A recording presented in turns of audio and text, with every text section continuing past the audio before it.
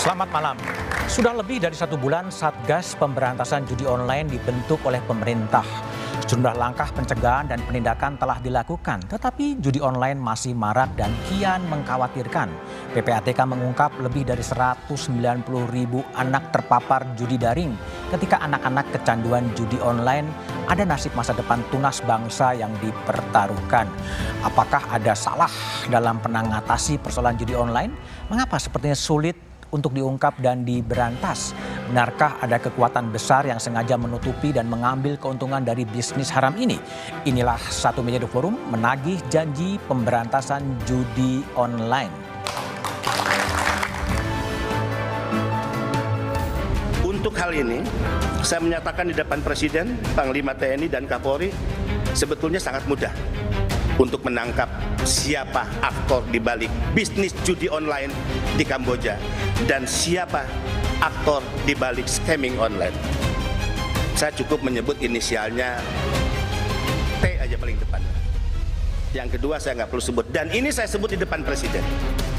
Boleh ditanya kepada Pak Menko, Pak Mahfud MD saat itu, ya, Presiden kaget, Pak Kapolri kaget, agak cukup heboh rapat terbatas saat itu. Orang ini adalah orang yang selama Republik ini berdiri mungkin tidak bisa disentuh oleh hukum.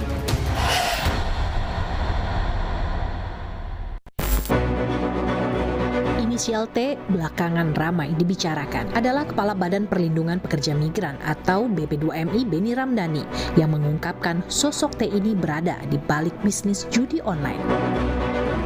Belakangan, Beni meralat pernyataannya dan mengatakan inisial tersebut untuk kasus tindak pidana perdagangan orang. Tapi sesungguhnya saat saya menyampaikan dalam rapat internal di Istana, karena temanya adalah tema tentang TPPO, ya, itu kan tidak hanya inisial T yang saya sampaikan. T itu siapa? Ya. Apakah dia benar pengendali atau tidak? Ya, saya sudah tuangkan dalam berita acara yang tadi saya tatangani dalam pemberian klarifikasi ke teman-teman penyidik. Judi online menjadi momok bagi bangsa ini.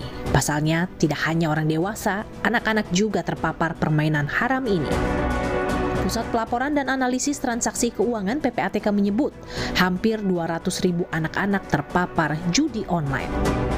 Dan secara keseluruhan dari usia kurang dari 11 tahun sampai 19 tahun ada 197.054 peserta atau anak gitu ya. Total depositnya 293,4 miliar rupiah. Hasil investigasi harian Kompas, judi daring ini terindikasi melibatkan warga negara Indonesia, baik sebagai pekerja maupun pemodal. Situs-situs judi daring berbahasa Indonesia tersebut terlacak berada di Kamboja. Kementerian Komunikasi dan Informatika mengatakan telah memblokir 2,6 juta situs judi online sepanjang tahun 2023. Kondisi darurat judi daring membuat Presiden Jokowi membentuk Satgas Pemberantasan Judi Online. Di sisi lain, pemerintah juga terus secara serius memberantas dan memerangi perjudian online, dan sampai saat ini sudah lebih dari 2,1 juta situs judi online sudah ditutup. Dan Satgas Judi Online juga sebentar lagi akan selesai dibentuk, yang harapan kita dapat mempercepat pemberantasan judi online. Sayangnya sampai saat ini judi online masih menghantui. Untuk itu keseriusan dan ketegasan juga keberanian pemerintah sangat dinanti. Bukan hanya pengguna, tokoh utama di balik judi daring juga harus diselidiki dan diberi sanksi. Selain itu, aliran dana dari permainan ini juga harus ditelusuri guna menelisik siapa saja yang bermain dan diuntungkan dari permainan ini.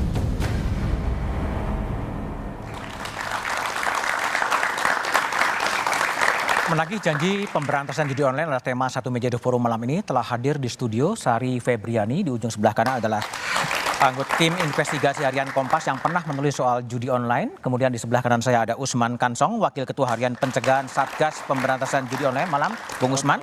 Di sebelah kiri saya ada Mas Danang Trihartono, Direktur Analisis dan Pemeriksaan 2 PPATK. Malam, Mas Danang. Ada Mbak Ai Mariati Solihah, Ketua KPAI. Malam, Mbak Ai. Dan melalui sambungan Zoom telah terhubung dengan Trimedia Panjaitan, anggota Komisi 3 DPR RI yang sedang ada di Batam. Malam, Trimed. Kami juga telah menghubungi Mabes Polri, tapi sampai sekarang undangan kami belum direspon. Oke, saya akan coba memulai dari Sari. Sari, coba tadi ya, kalau kita lihat Benny Ramdhani mengatakan bahwa judi online itu sebetulnya mudah untuk diungkap. Menurut Anda memang yang pernah tim Kompas menginvestigasi sampai ke Kamboja, apakah ini mudah atau agak kompleks atau seperti apa sebetulnya? Untuk mengetahui siapa pemain di balik bisnis judi online yang sangat marak saat ini memang tidak sulit. Kami bukan polisi, tapi kami... Tidak sulit? Tidak sulit. Oke. Bisa dibilang tidak sulit. Kami yang wartawan, bukan polisi, bukan investigator profesional. Itu 7 bulan lalu, Desember 2023, kami berangkat ke Kamboja dan berhasil mengungkap markas judi online yang saat ini beroperasi sangat besar di Indonesia. Dari investigasi itu kami menurunkan 19 artikel laporan yang sudah sangat lengkap sebenarnya, yang masih bisa diakses di kompas.id, berikut video dan foto, dan semuanya sebenarnya sudah tertulis di situ. Yang kami temukan di Kamboja, pertama yang sangat signifikan adalah bisnis judi online yang beroperasi di Indonesia, yang menargetkan pasar rakyat Indonesia, jutaan rakyat Indonesia, itu dimiliki oleh pemodal orang Indonesia. Orang Indonesia? Orang Indonesia, tapi status kewarganegaraannya nanti belakangan bisa saya sampaikan. Lalu yang kedua, mereka memperkerjakan ribuan WNI. Ribuan WNI sebagai pekerja? Ribuan WNI sebagai pekerja. Ada tiga entity kasino yang kami datangi dan kami menginap di sana, tim kami. Ketiganya ini terdaftar, teregistrasi secara resmi dan legal di Kementerian Perdagangan Kerajaan Kamboja. Oke. Jadi dia legal dan bayar pajak ya.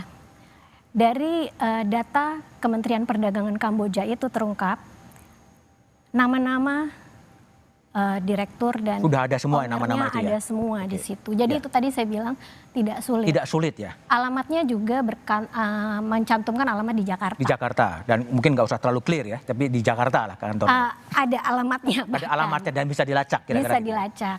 Nah, kompleksnya adalah, yaitu tadi mereka legal di sana, mereka mempekerjakan ribuan warga negara Indonesia di Sihanoukville ya. Jadi Sihanoukville ini sebuah kota pesisir di Kamboja, biasa disebut Kampong Som atau KPS. Di situ sudah seperti Indonesia mini. Jadi bisnis ikutan yang tumbuh di sana selain judi adalah restoran, kos-kosan, apartemen, penyewaan, bar, dan sebagainya. Suasananya sudah seperti kita menemukan kampung Indonesia. Kampung Indonesia di Kamboja. Oke, Sari, thank you. Bang Usman, tadi kalau Benny mengatakan itu sebetulnya tidak sulit nih. Mudah lah, tadi Sari juga mengatakan ya itu mudah. Kalau temuan dari Satgas sampai apakah kalau memang itu mudah, apa kendalanya sebetulnya?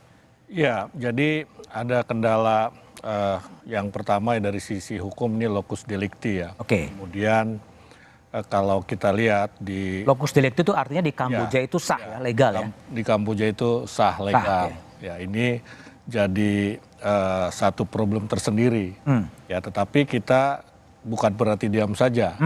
Ya, karena itu kita melibatkan Polri yang nanti bisa bekerja sama dengan Interpol barangkali begitu, dan kita juga melibatkan Kemlu. Ya, melibatkan Kemlu untuk bicara dengan mereka ya, negara-negara tersebut ya, untuk menginformasikan bahwa di Indonesia ini ilegal judi itu. Nah, kami juga melakukan hal lain ya, misalnya menutup akses internet dari Kamboja. Ya, menutup akses internet dari Kamboja sehingga konten-konten judi online dari Kamboja itu sudah tidak bisa lagi. Sekarang udah nggak bisa? Ya, dan juga dari Davao, Filipina. Kalau dari Filipina memang dari satu tempat yang kita sebut Davao. Saya tidak tahu kalau ada perusahaan-perusahaan judi online lain di luar Filipina yang memang belum kita tutup begitu. Nah, jadi kita melakukan ya tidak diam ya hal-hal yang bisa kita lakukan ya sedapat mungkin untuk memberantas judi online ini. Oke, baik.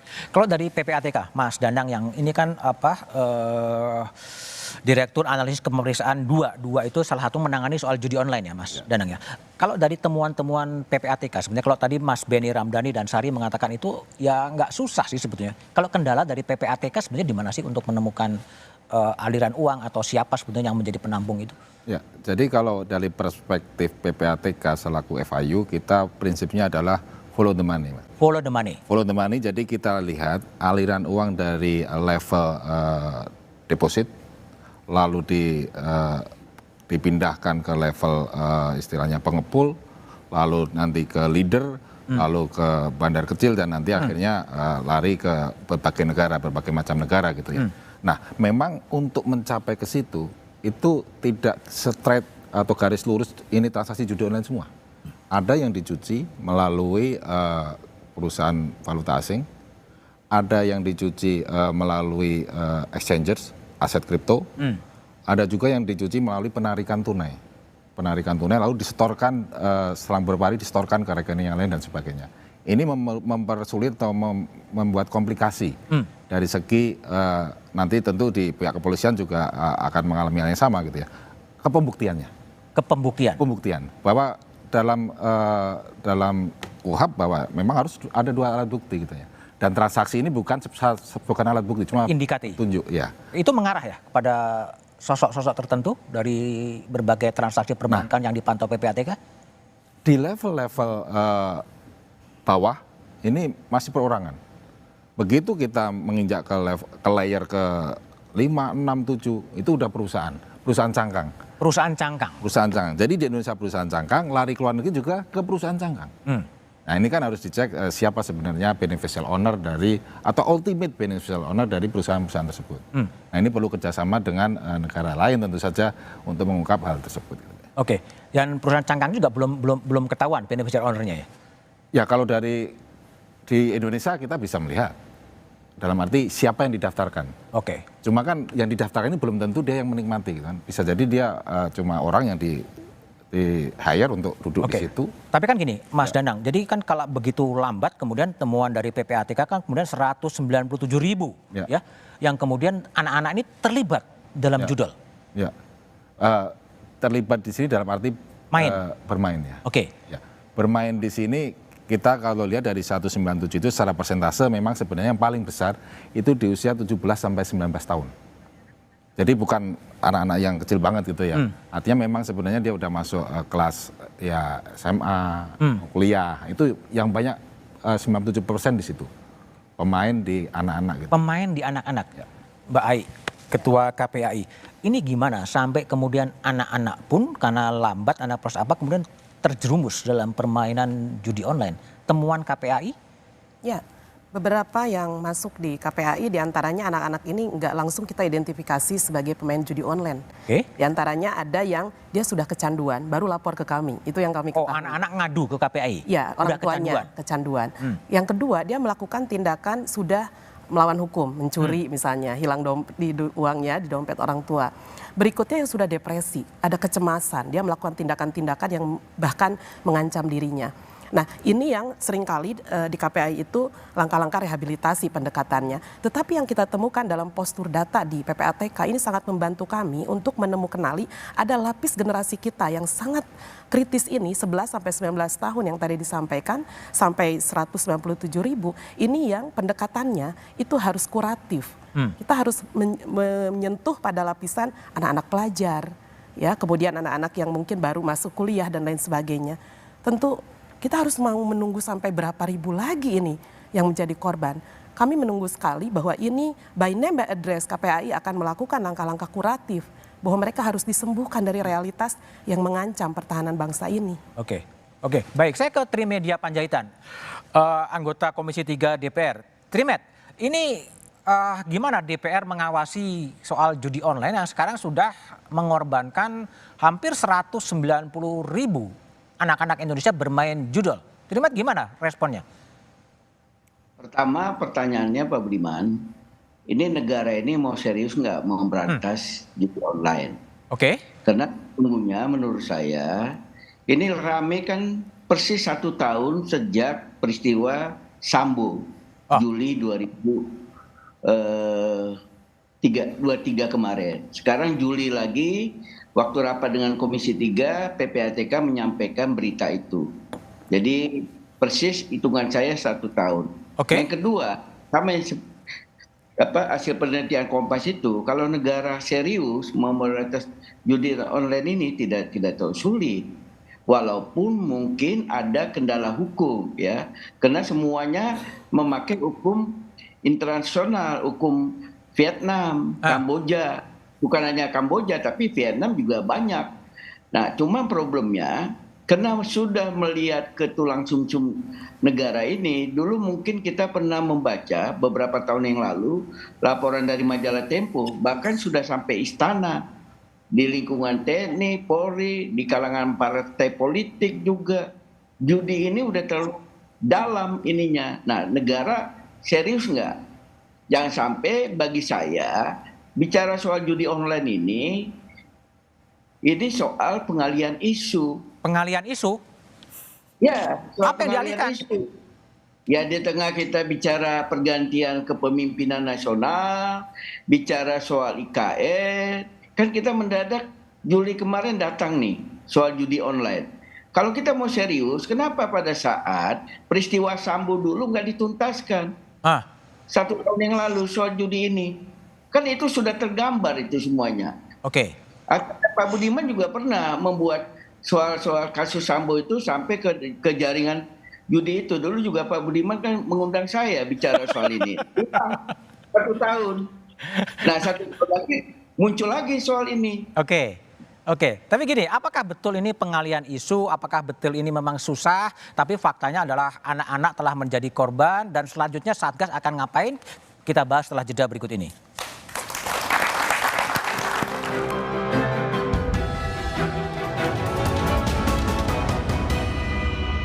Satu meja The Forum. Kembali, Sari Febriani. Tadi Trimedia Panjaitan menyebutkan, mempertanyakan lah, negara ini serius nggak sih sebetulnya? Udah pernah muncul setahun lalu, kemudian sekarang belum apa muncul lagi. Kalau menurut Anda, kacamata Anda sebagai wartawan, ada keseriusan negara atau pemerintah untuk mengatasi itu?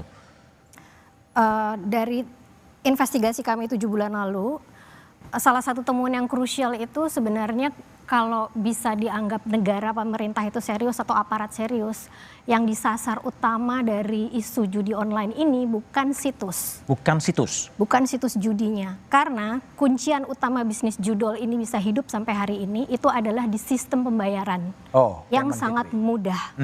Jadi kami waktu itu turut bermain di berbagai situs judi online dan kami menarik sekitar 100-an rekening yang menampung deposit. Dari rekening itu kami telusuri pemilik rekeningnya. Nama-nama tertentu yang unik itu kami cari alamatnya, kami datangi dan kami cari tahu Anda siapa, bagaimana bisa rekening ada di dalam situs judi online itu. Ternyata rekening-rekening itu adalah rekening-rekening individual yang hasil jual beli di pasar gelap tapi terang. Jual beli rekening ya? Jual beli rekening. Di pasar gelap tapi terang. Terang artinya kita bisa membeli melalui medsos, di Facebook, di segala macam, kita juga membeli waktu itu. Nah, kalau rekening-rekening ini rekening-rekening bank. Jadi seluruh bank di Indonesia yang besar-besar ini ada semua di situs judi online, termasuk juga dompet digital. Jadi sistem pembayarannya ini menjadi faktor enabler judi online ini nggak mati-mati. Jadi mau berjuta-juta situs judi yang diblokir, disasar itu mungkin hanya makan kontribusi signifikan terhadap pemberantasan itu di bawah 30%. Oke, baik Sari. Mas Danang, tadi Sari mengatakan bahwa mungkin ada salah langkah. Satu diblokir tapi justru jual beli bank account itu yang kemudian dipakai dan akan tetap hidup. Ya. Memang faktanya berdasarkan data kami di level pengepul itu deposit. Nah ini memang rekening-rekeningnya berasal dari aktivitas jual beli rekening. Jual beli rekening. Namun permasalahannya seperti yang diungkap kemarin di Ciamis, itu kan dari jual beli rekening. lalu di Jakarta Barat oleh kepolisian juga ada aktivitas jual beli rekening. Nah, jual beli rekening ini bukan hanya untuk judi online. Kami temukan juga terkait dengan tindak pidana narkotika. Itu banyak yang memakai hal itu. Lalu permasalahannya bagaimana gitu kan Pak ya. Nah, permasalahannya adalah apakah ilegal bila masyarakat nih menjual rekeningnya. Apabila mereka ditawarkan, kamu tolong ini datang ke perbankan ke customer service itu real. Artinya orang itu benar-benar datang, benar-benar membawa identitas yang sama dengan orang yang sama, maka di-approve. Tapi semua fasilitas diserahkan pada orang lain. Dia jual entah 1 juta, 2 juta dan sebagainya. Nah, sekarang aktivitas itu hanya bukan di rekening saja. Sekarang ada jual beli dompet digital. Dompet digital? Iya, itu juga sudah ada. Nah, begitu nanti ini katakanlah diblokir segala macam, mereka ganti lagi dengan rekening yang baru, dengan dompet digital yang baru, sehingga cepat sekali perputarannya itu satu. Yang kedua adalah sekarang juga ada deposit melalui pulsa. Deposit pulsa, modusnya banyak ya? Banyak sekarang. Kreatif ya jadi ya? Kreatif, jadi mereka deposit pulsa. Kalau pulsa ya kami nggak bisa mengetahui ini pulsa ini dari nomor berapa ditransfer ke nomor berapa, itu kami kan tidak sampai ke situ. Gitu. Oke, baik. Bung Usman, jadi kan kalau tadi dari Sari minimal adalah situs diblokir, tetapi jual beli rekening yang dipakai oleh orang yang bermain itu juga kemudian terjadi. Langkah apa yang dikerjakan oleh Satgas sebenarnya untuk mencegah itu? Iya, yang pertama tentu kita melakukan pemblokiran ya. Situs? Rekening. Oh, rekening juga? Rekening ya, ada sekarang sudah sekitar 6 ribuan. Kemudian juga kita memblokir ratusan ya, datanya tuh 500 sampai 600 rekening e-wallet. E-wallet, dompet. Nah, kemudian kita juga di dalam tim melibatkan OJK dan juga Bank Indonesia. Ya, kemudian jual beli rekening juga tadi disampaikan oleh Mas Danang, paling tidak yang kita baca lewat berita itu ada 2 kasus di Ciamis dan Jakarta Barat. Jakarta Barat ini baru-baru ini. Ya, bahkan sampai ATM-nya itu dikirim ke Kamboja itu. ATM-nya dikirim ke Kamboja? Dikirim ke Kamboja. Nah, ini yang kita lakukan. Ya, kita juga sepakat ya, kalau baca di Kompas 2 hari lalu, wawancara dengan Pak Menkominfo, itu sudah jelas dikatakan bahwa sebetulnya memang enablernya, istilah Mbak Sari tadi, atau kuncinya itu ada di rekening, transfer, sistem transfernya begitu loh. Ya. Tentu situs juga berpengaruh. Nah, ini kan kita ini di Satgas kan ada 2 bagian ya, ada tim penindakan dan pencegahan. Nah, dalam penindakan ini sebetulnya untuk memutus supply, memutus supply, dan supply itu rekeningnya termasuk situsnya, orangnya, pelakunya ini akan diurus oleh bagian tim penindakan. Sementara kalau pencegahan ya lewat edukasi lah, kira-kira seperti itu. Jadi kita pun mengetahui itu ya, tetapi memang ada modus-modus baru tadi yang disampaikan. Misalnya top up pulsa. Kita sudah bicara dengan operator. Ya, operator ini bagaimana nih caranya untuk mendeteksi. Ini kan sulit juga, nggak mudah ini pulsa ini buat apa begitu kan. Ya, apakah memang buat main judi online atau membiayai permainan judi online atau memang buat pulsa begitu kan. Ya, ini kita sudah bicara, Menteri Kominfo sudah bicara dengan operator seluler begitu. Ya, ada lagi top up di game online yang sebetulnya itu judi online ya, yang pura-puranya lah jadi game online. Ini juga ada modus seperti itu begitu. Oke, baik. Kembali ke Trimedia. Trimedia, ini kan ya, situs diblokir, tapi juga permainan-permainan makin canggih ya. Ada selain jual beli rekening, ada e-wallet, ada top up pulsa. Lalu Komisi 3 DPR ini mau ngapain, Trimed? Kalau lihat perkembangannya begitu kreatif gitu, sementara anak-anak jadi korban. Kan pasangan kedua ini yang paling utama tombak dalam rangka penegakan hukumnya ya kepolisian. Nah, kita tahu pihak kepolisian juga tim cybernya juga sangat canggih ya. Alat sadapnya juga canggih, ininya canggih gitu. Dan hampir semua Polda juga digerakkan. Dan yang kedua, Mabes Polri juga punya Interpol untuk kerjasama nasional. Betul apa yang disampaikan tadi itu soal urusan hukum Thailand ataupun Vietnam. kalau kita tanya pihak kepolisian kok nggak bisa diungkap, apa iya nggak tahu pemain-pemain utamanya? Banyak orang menduga kan pihak kepolisian tahu siapa pemain-pemain utama. Soal yang disampaikan tadi PPATK, Pak Usman segala macam, Sari, itu kan soal teknisnya. Tapi ini kan sesungguhnya tahu. Nah, di mana pihak kepolisian seriusnya untuk melakukan pemberantasan itu? Saya cuma satu bilang Pak Budiman, political will pemerintah ada nggak? Saya belum pernah dengar Satgas itu tuntas pekerjaannya, Satgas apapun. Termasuk Satgas judi online itu nanti, targetnya apa nih Satgas judi online? Bisa nggak menarik, menyeret pelaku-pelaku utama yang menjadikan bahwa bisnis judi online itu adalah bisnis besar. Karena dari keuntungan bisnis judi online itu mengalirnya seperti Bengawan Solo, Pak Budiman, kemana-mana mengalirnya. Bengawan Solo kemana, Triwet?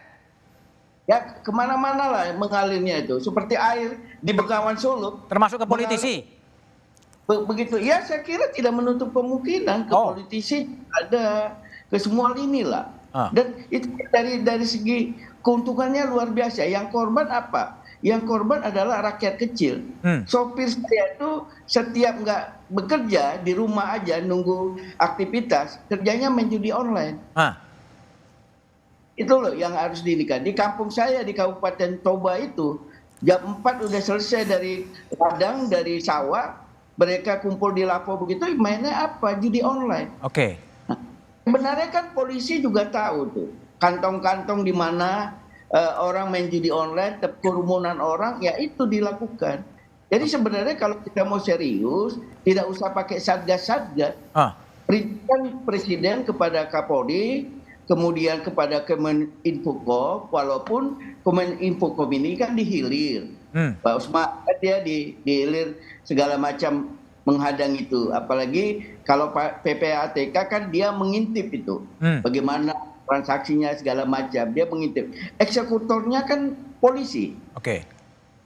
Saya ini lagi di Batam, saya cerita tadi sama Kapolda Batam, apa kendalanya? Pertama hukum, kedua yang belum disebut dari diskusi kita hampir 30 menit tadi, banyak juga orang Indonesia, terutama para YouTuber itu jadi endorsement.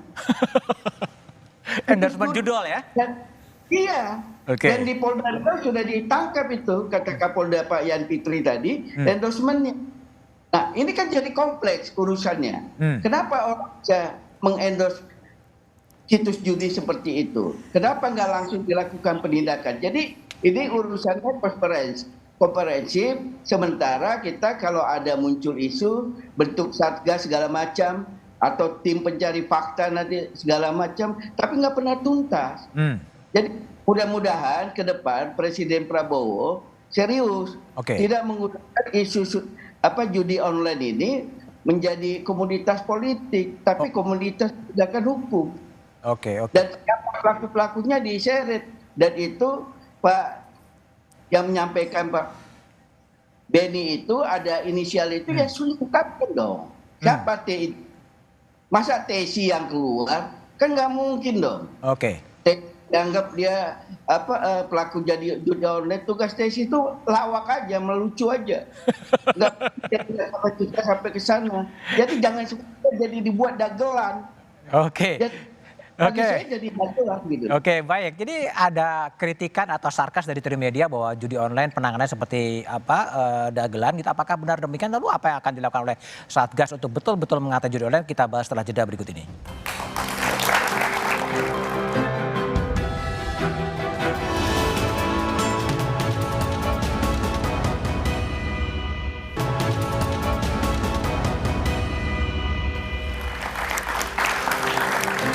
Masih bersama saya Budiman Tanurjo di Satu Meja di Forum. Mbak Ai Mariati, jadi tadi 190.000 anak-anak udah jadi terpapar dengan judi online dan di antara serius dan nggak serius. Kalau dari KPAI melihat apakah pemerintah ini memang harus segera mengambil langkah darurat mengatasi ini atau harapan Anda seperti apa?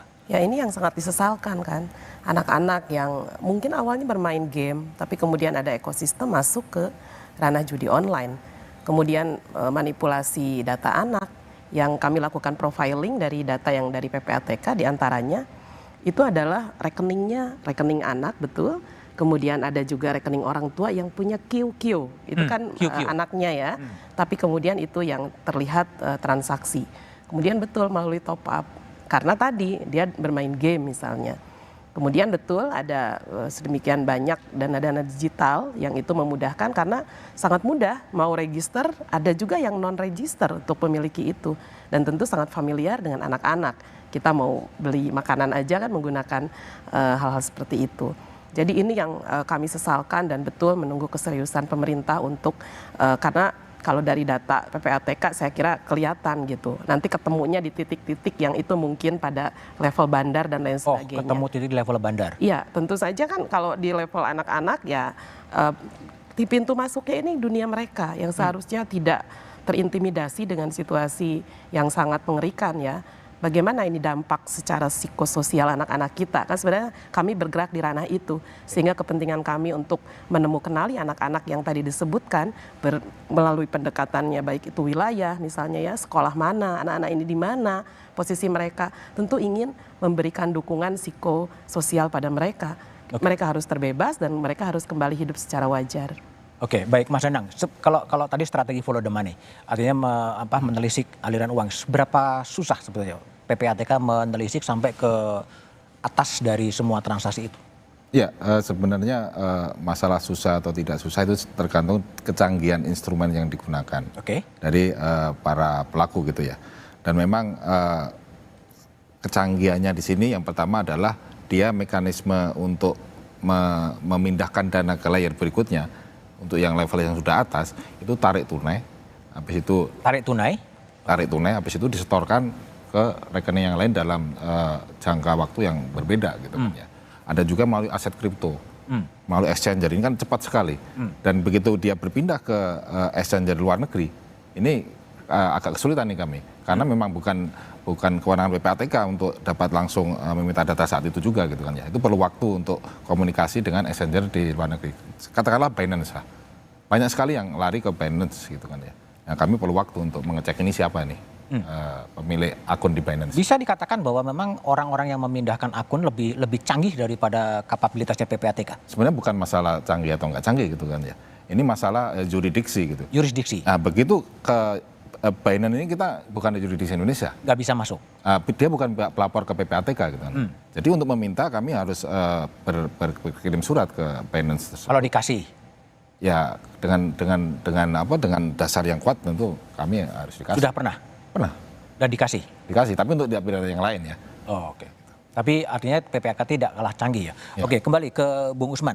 Kalau Anda lihat banyak kritik bahwa ini susah, lambat atau apapun. Apakah memang ada kira-kira temuan dari Satgas, memang ada sosok-sosok besar yang kemudian membackup ini sehingga mungkin nggak segera terungkap atau teratasi sebetulnya? Iya, memang di dalam tim Satgas ya kita belum membicarakan hal tersebut ya, walaupun dalam satu kesempatan Pak Menkominfo itu kan sempat menyebut jumlah orang yang kabarnya mengendalikan judi online itu ya, itu sudah disebut-sebut ya. Bahkan saya baca juga di satu berita juga aparat kepolisian juga sudah menyebut jumlah ya, berapa banyak maksud saya yang mengendalikan judi online di Indonesia itu begitu. Jadi dari sisi simbolik itu sudah tersebutkan ya, cuma spesifik ya, termasuk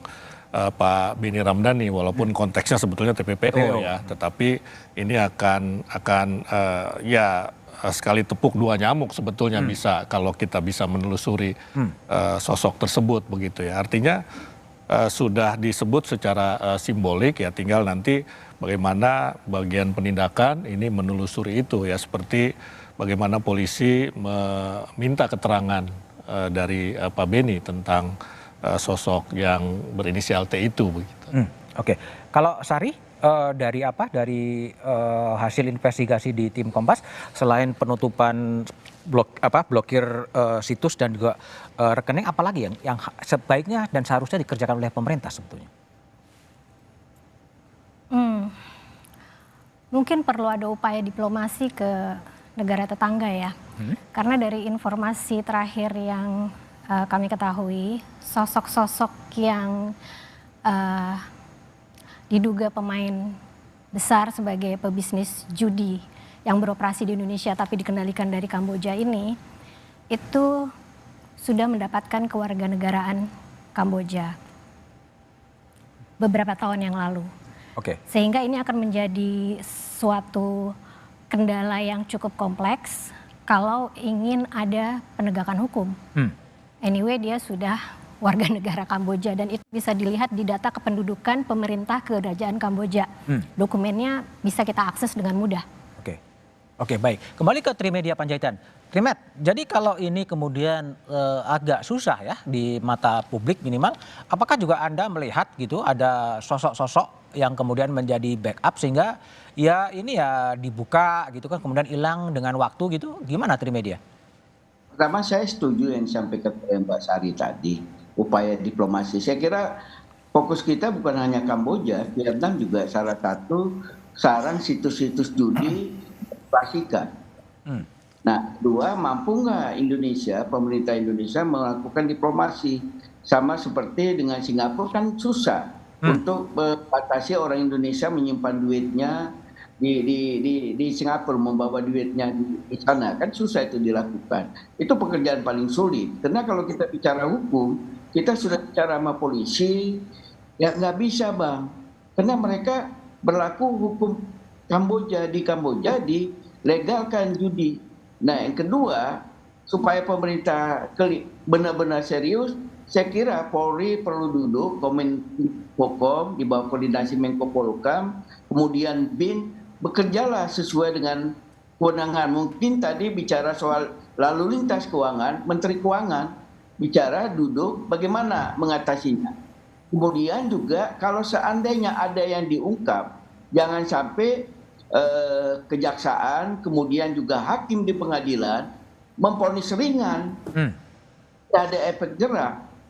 Kemudian harta kekayaan yang dimiliki oleh pemain-pemain bandar-bandar judi seperti itu bisa kita tidak bisa selamatkan. Yang kita selamatkan adalah generasi kita. Kan hasil survei Kompas tadi saya lihat 51%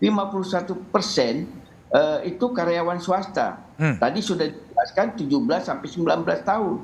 Usianya itu kan usia produktif yang 10-20 tahun ke depan mereka lah yang akan menjadi penerus generasi kita ini. Itu harus dilakukan. Dan kebetulan ini adalah di ujung pemerintahan Presiden Jokowi ini. Mudah-mudahan ke depan Presiden Prabowo punya agenda yang jelas dalam hal ini dan tidak mau melindungi siapapun itu, bandar atau tokoh yang memang terlibat di dalam. Kalau seperti apa yang disampaikan oleh Mbak Sari, bahwa dia sudah warga negara asing, ya dilakukan upaya-upaya diplomatik supaya paling tidak dia tidak melakukan usaha itu lagi. Ya, walaupun tidak bisa dia diproses hukum, dia tidak melakukan usaha-usaha itu lagi, kemudian berlaku hukum di negara tempat dia berada, sehingga nggak merusak bangsa Indonesia. Itu perlu kita lakukan. Nah, mampu nggak kekuatan kita itu kan ASEAN. Masa kita tidak bisa melobi sesama negara ASEAN? Bagaimana kita mau melobi Amerika kalau ASEAN aja nggak bisa kita lobi? Nah, itu yang harus menjadi tugas dari pemerintahan ke depan. Dan saya nggak tahu Satgas yang ada sekarang ini tugasnya apakah sampai 20 Oktober atau terus. Pemerintah yang baru ini itu yang kita harapkan. Dan paling penting juga Pak Budiman, supaya ulama-ulama, tokoh-tokoh masyarakat juga berperan. Dan saya kira juga Polda, kemudian BIN ya, itu bisa tahu. Misalnya di kampung saya Sumatera Utara, dari 38 kabupaten kota ini di mana yang paling banyak judi. Nah, Polresnya bisa diingatkan, pantau daerah ini. Kemudian bisa breakdown lagi, kecamatan mana, desa mana, bisa di breakdown. Tapi pertanyaannya, kita mau serius nggak? Atau ini? Baik. Jadi Trimet, setelah ini akan kita bahas ya langkah-langkah yang harus dilakukan oleh Satgas. Setelah Satgas dibentuk, kemudian terungkap lagi apa yang akan dikerjakan setelah jeda berikut ini.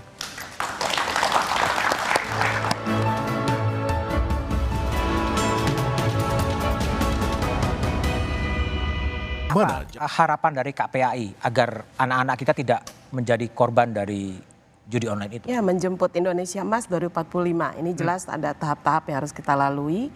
Anak-anak harus kembali menikmati hak-haknya dan dia harus memiliki strategi kebudayaan yang kita pancangkan sejak awal.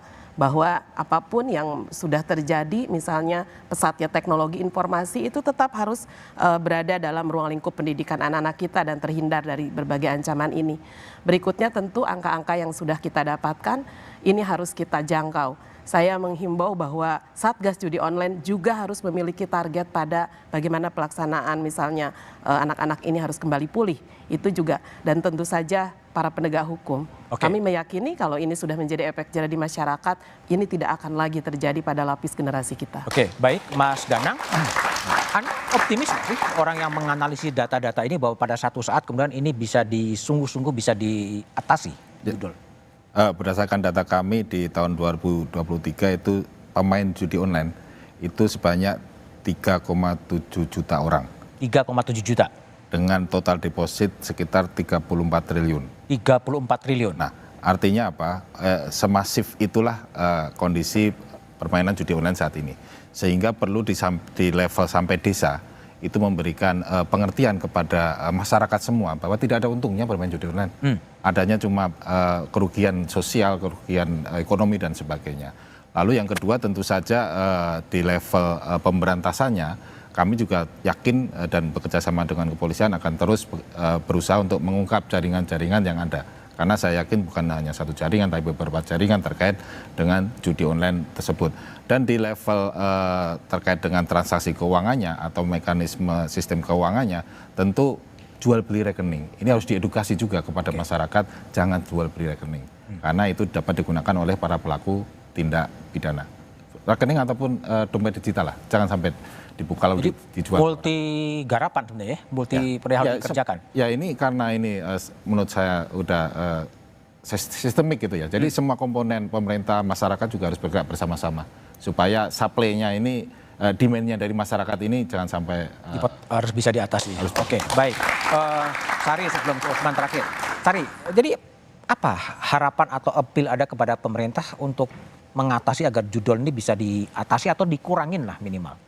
Itu sudah kami sampaikan sebenarnya 7 bulan lalu kepada OJK. Yang paling strategis sebenarnya pemberantasan judi online ini adalah bagaimana pemerintah OJK bisa mengajak perbankan yang selama ini menjadi faktor enabler tetap sustainnya judi online ini untuk bisa menegakkan prinsip KYC, Know Your Customer, yang menjadi praktik baik perbankan di Indonesia.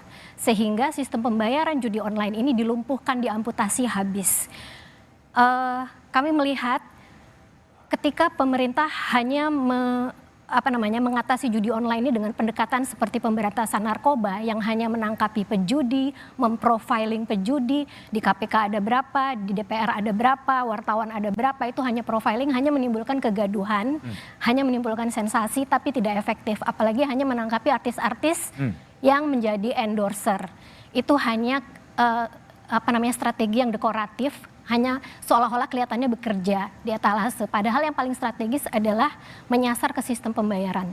Dan kalau bisa lebih bagus lagi adalah bagaimana melumpuhkan pemain besarnya yang di Kamboja itu. Itu lebih susah ya? Ini problematik secara hukum tapi sangat tidak, bukan sesuatu mission impossible. Bukan sesuatu yang mission impossible. Oke, Usman Kansong, kalau Satgas ini sebetulnya durasinya kapan dan targetnya apa sebetulnya? Iya, jadi Satgas ini berdasarkan kepresnya itu bekerja sampai Desember. Sampai Desember ya, 2024, 6 bulan. Dan nanti 3 bulan akan kita evaluasi. Tentu evaluasi ini juga terkait dengan banyak masukan ya tadi. Karena masukannya beda-beda. Tadi Mbak Sari mengatakan dan Menkominfo juga mengatakan ini enablernya itu soal sistem pembayaran ya. Kemudian juga ahli teknologi mengatakan blokir. Semua kita lakukan. Yang lain mengatakan tangkap. Kita tangkap juga begitu. Pemain bawah. Semua juga kita lakukan. Tadi diplomasi kita lakukan. Karena itu di tim ada juga dari Kemlu. Sebetulnya semuanya kita coba lakukan dari berbagai sisi begitu. Dan inilah justru menunjukkan keseriusan pemerintah dengan pembentukan Satgas. Kenapa? Tadi Bang Trimedia juga mengatakan ini kan kompleks. Ya ada tempat atau negara yang melegalkan. Ini kan perlu semua stakeholder bekerja bersama-sama dalam satu orkestrasi Satgas pemberantasan judi online. Nah, target tentu kalau kita ya dari Kemenkominfo ini sudah kita melihat ini ada penurunan sekitar 50% ya dalam konteks situs ataupun konten judi online. Nah, ini pasti akan membantu penurunan juga transaksi begitu ya, karena sumbernya sudah kita blokir begitu. Nah, tentu ke depan kita berharap dalam waktu 3 bulan bisa 80% bisa kita kurangi begitu ya. Dan kita juga harus melihat bahwa kalau kita tidak melakukan apa-apa, mungkin peningkatannya luar biasa. Ya, dahsyatnya luar biasa. Data PPATK ini kan di kuartal pertama ini 100-an triliun. Ya, kalau kita lihat tahun sebelumnya 327 triliun. Kalau kita kali 4, ini kan berarti 400 triliun. Mungkin kalau kita tidak melakukan, mungkin lebih dari itu, begitu loh. Ya, tetapi tentu itu bukan excuse, ya kita mencoba paling tidak mengurangi secara signifikan judi online. Mengurangi dan pada satu saat pasti akan bisa terkurangi sangat ya. Ya. Oke, baik Usman, Sari, Mas Danang dan Bu Ai dan Trimedia Panjaitan telah bergabung di satu meja The Forum. Judi adalah penyakit masyarakat. Ia seakan menawarkan harapan, padahal memberikan kesesatan. Ia telah memangsa anak-anak dalam ruang kesesatan. Perputaran uang begitu besar sehingga judi bisa menjadi dana operasi ilegal. Butuh komitmen dan bukan hanya retorika untuk mengatasinya agar korban tidak kian membesar. Demikian satu meja The Forum malam ini. Sampai jumpa pekan depan. Selamat malam dan terima kasih.